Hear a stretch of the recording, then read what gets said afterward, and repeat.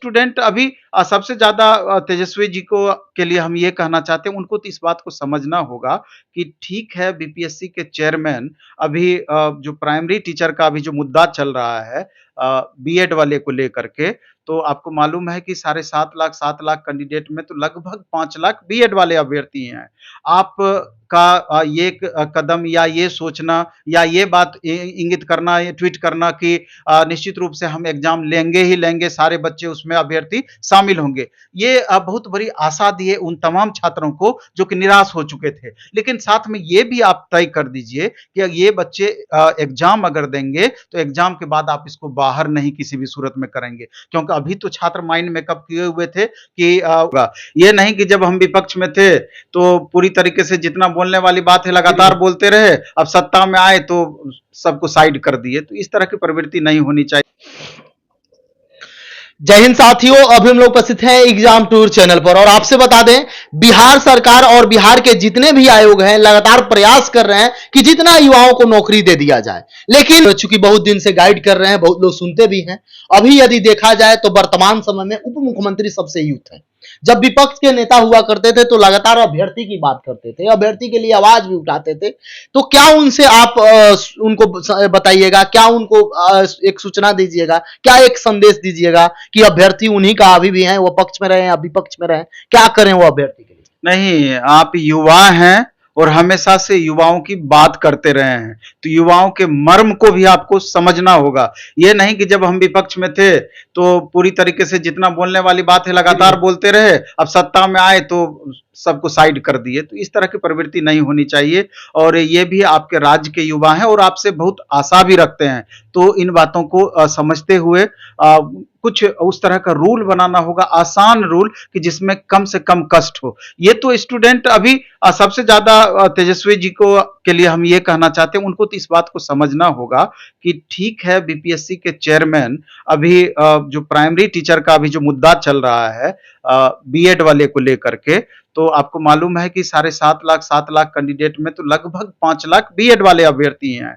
आप का ये कदम या ये सोचना या ये बात इंगित करना, ये ट्वीट करना कि निश्चित रूप से हम एग्जाम लेंगे ही लेंगे, सारे बच्चे उसमें अभ्यर्थी शामिल होंगे। ये बहुत बड़ी आशा दिए उन तमाम छात्रों को जो कि निराश हो चुके थे। लेकिन साथ में ये भी आप तय कर दीजिए कि ये बच्चे एग्जाम अगर देंगे तो एग्जाम के बाद आप इसको बाहर नहीं किसी भी सूरत में करेंगे, क्योंकि अभी तो छात्र माइंड मेकअप किए हुए थे कि उच्चतम न्यायालय का आदेश आया है, सुप्रीम कोर्ट का आदेश है, तो ये माइंड मेकअप कर लेते कि चलिए उसकी अवहेलना नहीं की जा सकती है। लेकिन अभी आप इसको एग्जाम दिलवा दीजिएगा, बाद में आप ये दुहाई दीजिएगा कि सुप्रीम कोर्ट का आदेश था, अब आपको बाहर होना ही पड़ेगा। तो आप ये अंदाजा नहीं लगा सकते हैं उन छात्रों पर क्या गुजरेगी, और इसका कोप भाजन भी आपको बनना पड़ सकता है। ये बात भी समझना होगा। सर, अभ्यर्थी केवल लगातार यही कमेंट कर रहे हैं, वो बीएड हो या डीएलएड हो या कोई अभ्यर्थी हो, जो शिक्षक बनना चाहते हैं, जो इस बार बीपीएससी का एग्जाम देंगे, उनका साफ कहना है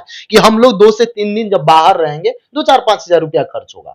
ये भी एक मुद्दा है और ये मानसिक संतुलन अभी नहीं बना पा रहे हैं कि क्या ये 100% सही है कि हम एग्जाम देंगे तो ठीक है, रिजल्ट भी आएगा, हमारा सिलेक्शन होगा कि नहीं, हमको जॉब मिलेगी कि नहीं, हमको टीचर बनाया जाएगा कि नहीं। सर, इन सारे चीज को लेकर अभ्यर्थी बहुत हतोत्साही। एक्चुअली में अभी आप देखिए कि एग्जाम भी जो ये लोग दे रहे हैं, सुबह में भी ट्वीट आया था, हाँ, लगातार अलग अलग डे में एग्जाम है। आप समझिए कि कितने कष्ट से स्टूडेंट सेंटर पे पहुंचते हैं या इतनी दूर एग्जाम देने के लिए पहुंचते हैं, और उनका खर्च तो ऐसे ही बढ़ जाना है। सभी बच्चे वहन करने लायक नहीं होते हैं, तो बहुत ज्यादा परेशानी इस चीज को लेकर के हो रही है। कम से कम आयोग को ये सब बात समझनी चाहिए था, लेकिन यहाँ एकदम पता नहीं क्या हो गया है कि जब से ये वैकेंसी आई है और अभी तक, हाँ, संशोधन पे संशोधन, और अभी तक रोज नया कुछ आ जा रहा है, रोज नया कुछ आ जा रहा है। अभ्यर्थी एकदम परेशान है। वो किस तरीके से संतुलन बना के तैयारी कर रहे हैं, वो अभ्यर्थी ही इस बात को समझते हैं।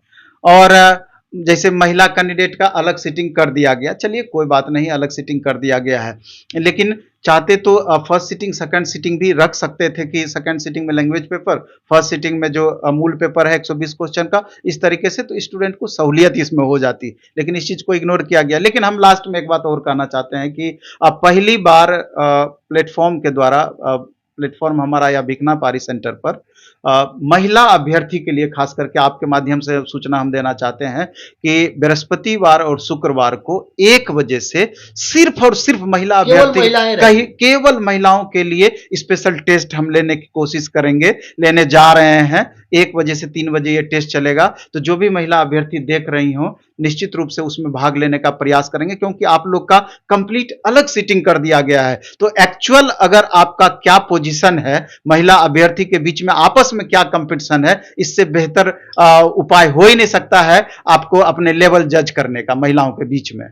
सर देखा जा रहा है बहुत सारे अभ्यर्थी हैं जो शिक्षक अभ्यर्थी हैं या बाहर पूरे देश में, चूंकि ये जो बीएड वाला मामला है इसको लेकर बहुत लोग लेटर लिख रहे हैं, बहुत लोग उच्च न्यायालय में उच्च न्यायालय को, सांसद लोगों को लेटर दे रहे हैं, विधायक को दे रहे हैं, ताकि इस मामला को उठाया जाए कि इन लोगों को जो किया गया था। लेकिन जब सुप्रीम कोर्ट से जब सब आदेश आता है तो उसमें साफ सर बोला गया है कि जो ब्रिज कोर्स है, जो आप नौकरी के बाद ब्रिज कोर्स करते हैं 6 माह के लिए 2 साल के अंदर, उसी को सर समाप्त कर दिया गया है। ये बताया गया है कि जो डीएलएड अभ्यर्थी हैं सर उनको कहीं केवल ये ट्रेनिंग दिया जाता है, बाकी आप लोगों को नहीं दिया जाता। इस मुद्दा पर वहां पे जजमेंट किया गया है। निसंदेह और जो स्थिति बनी हुई है बिल्कुल ही शोचनीय है, और हमेशा जब तक फाइनली बिहार सरकार कुछ इस मामले में पूरी तरीके से बातों को स्पष्ट नहीं करती है तो ये कन्फ्यूजन की स्थिति बनी रहेगी, क्योंकि कानूनन अगर देखा जाए तो सब माइंड मेकअप किए हुए हैं कि आगे चल करके परेशानी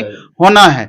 लेकिन इतनी ज्यादा संख्या में जो अभ्यर्थी हैं, हमको लगता है कि बिहार सरकार भी कुछ बीच का रास्ता निश्चित रूप से निकालने की कोशिश कर रही है और डायरेक्ट इन लोगों को बोल नहीं पा रही है। मे भी अभी देख लीजिए, हो सकता है कि 2 दिन 3 दिन में अगर 2 दिन 3 दिन में अगर बिहार सरकार कुछ स्पेशल सूचना दे दे तो दे दें, और नहीं तो अगर एग्जाम लेती है तो जरूर माइंड मेकअप की हुई है, कोई बीच का रास्ता ढूंढ ली होगी। सर एक अभ्यर्थी का बहुत अलग अलग जिला से सर कमेंट आ रहा था, लगभग 8 से 10 हजार इसमें अभ्यर्थी हैं। बहुत सारे अभ्यर्थी सोचते हैं, कोई भी सोचता है वहां हम और आप कोई रहते तो बहुत सारे बात है जिनके पास डीएलएड का भी डिग्री है, बीएड का भी डिग्री है, वो क्या किए हैं डीएलएड ना डाल के बीएड डाल दिए कि मेरा प्रमोशन होगा। इसको लेकर चूंकि आयोग के द्वारा बोला गया था कि 6 to 8 का जो है वो प्रमोशन से भरा जाए, सर उनका भी तो एक्चुअली में ये मामला ज्यादा आगे चल करके गंभीर हो सकता है। गंभीर इसलिए हो सकता है कि आपने ऑप्शन दिया बीएड अथवा डीएलएड का, और जिस स्टूडेंट के पास दोनों डिग्री था उन्होंने बीएड को चूज किया कि आगे चल करके प्रमोशन में या अन्य जगह पर हमको ज्यादा फायदा हो सकता है। तो आपने ऑप्शन दिया, इसलिए स्टूडेंट ने भरा, तो आपको तो जवाब देना होगा। ये विद्यार्थी अगर आगे बढ़ जाते हैं, कोर्ट चले जाते हैं, तो निश्चित रूप से कोर्ट भी इस पर गंभीरता पूर्वक विचार करेगी और सवाल जरूर बिहार सरकार से करेगी कि इस तरह का ऑप्शंस आपने किस आधार पर दिया। तो ये निश्चित रूप से एक चिंता का विषय है। सर अभ्यर्थियों को आप क्या संदेश दीजिएगा जो दुविधा में पड़े हुए हैं, जो टेंशन ले रहे हैं, कैसे इस टेंशन से उबर कर थोड़ा सा पढ़ाई कर लें? नहीं, निश्चित रूप से जिस तरीके से आपका बीपीएससी के चेयरमैन सर आपको आश्वासन दिए हैं, तो बेहिचक आप 10 दिन से भी कम समय अब बचा हुआ है, तो आप अच्छे से तैयारी करिए, क्योंकि थोड़ा सा भी मन में दुविधा रहेगा, मन में भ्रम की स्थिति रहेगा, तो निसंदेह आपका तैयारी प्रभावित होगा। मान लीजिए कि आगे चल करके मामला सही दिशा में आगे बढ़ जाए, मामला क्लियर हो जाए, तो उस परिस्थिति में अगर थोड़ा सा भी कमी जिसके वजह से आप दौड़ से बाहर हो सकते हैं, आपके लिए महंगा सौदा हो सकता है। इसलिए पूरी तरीके से माइंड मेकअप करके 10 घंटा 8 घंटा 12 घंटा जितना आपसे संभव हो पाता है, और जिस तरीके से शुरू से तैयारी करते आए हैं पूरा डेवोशन के साथ एकदम आप लगे रहिए। एक सीट इसमें पक्का करने की कोशिश कीजिए, आगे जो भी होगा देखा जाएगा। सर समय देने के लिए बहुत बहुत जी बहुत आभार आपका।